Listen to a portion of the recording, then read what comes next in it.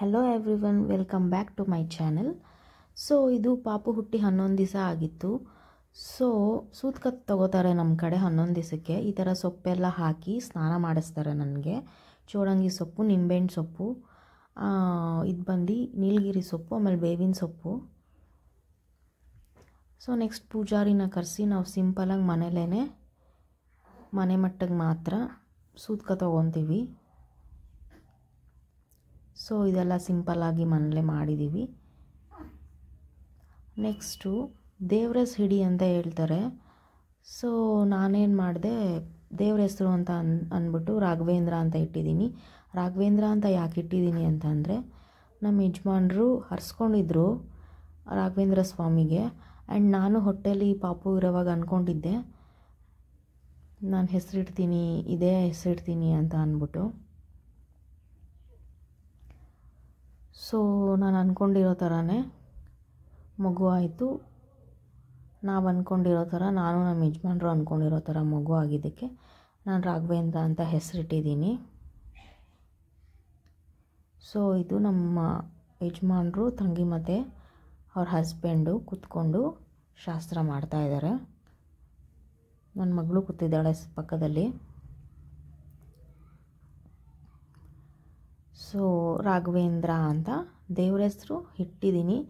Next ನಾನು ಯಾವ ಹೆಸರು ಇಡಬೇಕು ಅಂತ ಇನ್ನೂ ಫೈನಲೈಸ್ ಮಾಡಿಲ್ಲ. ಫೈನಲೈಸ್ ಮಾಡಿದ್ಮೇಲೆ ಹೇಳ್ತೀನಿ. ಒಂದು ಮೀನಿಂಗ್ಫುಲ್ಲಾಗಿ ಒಂದು ನೇಮ್ ಇಡಬೇಕು ಪಾಪುಗೆ ಅಂತ ಯೋಚನೆ ಮಾಡ್ತಾಯಿದ್ದೀನಿ. ಸೊ ಅದಿಟ್ಮೇಲೆ ಹೇಳ್ತೀನಿ. ಸೊ ಇದು ನೆಕ್ಸ್ಟು ತೊಟ್ಲು ಪೂಜೆ ಮಾಡ್ತಾರೆ. ಮಾಮೂಲಿ ಪೂಜೆ, ದೀಪ ಎಲ್ಲ ಅಂಟಿಸಿ ಕಡ್ಡಿ ಎಲ್ಲ ಬೆಳಗಿ ಪೂಜೆ ಮಾಡ್ತಾರೆ. ಇದು ಬಂದು ನನ್ನ ನಾದಿನಿ ಮತ್ತು ನಮ್ಮ ಯಜಮಾನ್ರು ಅತ್ತೆ ಪೂಜೆ ಮಾಡ್ತಾರೆ. ಮಾಡಾದಮೇಲೆ ಈ ಗುಂಡ್ಕಲ್ ಶಾಸ್ತ್ರ ಅಂತ ಒಂದು ಮಾಡ್ತಾರೆ. ಪಾಪುನ ತೊಟ್ಲಿಗೆ ಹಾಕೋಕ್ಕೂ ಮುಂಚೆ 3 ಸಲ ಮೇಲೆ ಕೆಳಗೆ ಗುಂಡ್ಕಲ್ನ ಪಾಸ್ ಮಾಡಿ ಆಮೇಲೆ ಗುಂಡ್ಕಲ್ನ ತೊಟ್ಲಿಗೆ ಹಾಕ್ತಾರೆ. 3 ಸಲ ತೂಗ್ತಾರೆ ತೊಟ್ಲನ್ನ. ಯಾಕಂದರೆ ಪಾಪು ಗಟ್ಟಿಯಾಗಿರಲಿ, ಯಾವುದೇ ರೀತಿ ಸಮಸ್ಯೆ ಬರಬಾರ್ದು ಅನ್ನೋ ರೀತಿ ಒಂದು ಶಾಸ್ತ್ರ ಇದೆ ನಮ್ಮ ಕಡೆ. ಕೆಲವ್ರು ಮಾಡ್ತಾರೆ, ಕೆಲವ್ರು ಮಾಡಲ್ಲ. ನಮ್ಮ ಕಡೆ ಇದನ್ನು ಮಾಡ್ತಾರೆ. ಎಲ್ಲ ಮಾಡಾದಮೇಲೆ ಪಾಪನ ತೊಟ್ಲಿಗೆ ಹಾಕಿ ಆ ಗುಂಡ್ಕಲ್ನ ಅಲ್ಲೇ ಪಕ್ಕದಲ್ಲಿ ಒಂದು ದಿವಸ ಫುಲ್ ಇಟ್ಟಿರ್ತಾರೆ. ನೋಡಿ, ಈಗ 3 ಸಲ ತೂಗ್ತಾರೆ.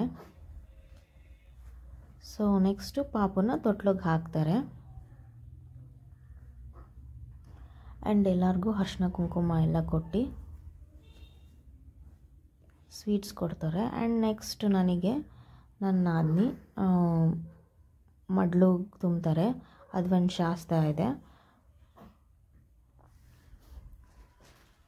ತುಂಬ ಸಿಂಪಲ್ಲಾಗೆ ಆ್ಯಂಡ್ ನಮಗೆ ಹೇಗೆ ಬೇಕೋ ಹಾಗೆ ನಾವು ಮನೆ ಮಟ್ಟಿಗೆ ಮಾತ್ರ ಸಿಂಪಲಾಗಿ ಸೂತ್ಕೊ ತೊಗೊಂಡಿದ್ದೀವಿ. ಒಂದು ದೇವ್ರ ಹೆಸರು ಇಡಬೇಕಲ್ಲ ಅಂತ ಅಂದ್ಬಿಟ್ಟು ದೇವ್ರ ಹೆಸರು ಮಾತ್ರ ಇಟ್ಟಿದ್ದೀನಿ ಸದ್ಯಕ್ಕೆ. ಆ್ಯಂಡ್ ನನಗೆ ಅರಿಶಿನ ಕುಂಕುಮ ಕೊಟ್ಟು ಬಾಳೆಹಣ್ಣು, ಕೊಬ್ಬರಿ, ಬೆಲ್ಲ ಈ ಥರ ಎಲ್ಲ ಕೊಡ್ತಾರೆ. ಮಡ್ಲಿಗೆ ಸೆರ್ಗಲ್ ಹಾಕ್ತಾರೆ. ಇದೊಂದು ಸಿಂಪಲ್ಲಾಗಿರೋ ಒಂದು ಶಾಸ್ತ್ರ, ಎಲ್ಲರೂ ಮಾಡ್ತಾರೆ. ಆ್ಯಂಡ್ ಫೈನಲಿ ಪಾಪುನ ತೊಟ್ಲಿಗೆ ಹಾಕಿದ್ದಾರೆ. ಇದೆಲ್ಲ ಒಂದು ಚಿಕ್ಕ ಚಿಕ್ಕ ಶಾಸ್ತ್ರ. 11 ದಿವಸದ ಸೂತ್ಕ ತೊಗೋಬೇಕಾದ್ರೆ ಕೆಲವ್ರು ಮಾಡ್ತಾರೆ.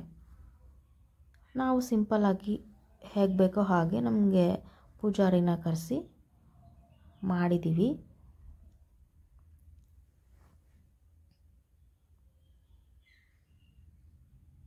ನಮ್ಮಮ್ಮ, ನಮ್ಮಪ್ಪ, ನನ್ನ ತಂಗಿ, ನಮ್ಮ ಅತ್ತೆ ಆ್ಯಂಡ್ ನನ್ನ ಮಗಳು ಆ್ಯಂಡ್ ನನ್ನ ನಾದಿನಿ, ಅವರ ಯಜಮಾನರು ಎಲ್ಲ ಬಂದಿದ್ದರು.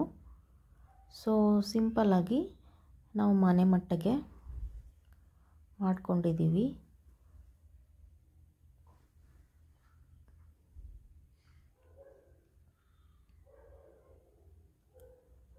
ಸೊ ನೆಕ್ಸ್ಟು ನಾವು ಊಟ ಎಲ್ಲ ಮಾಡಿ ಮುಗಿಸಿ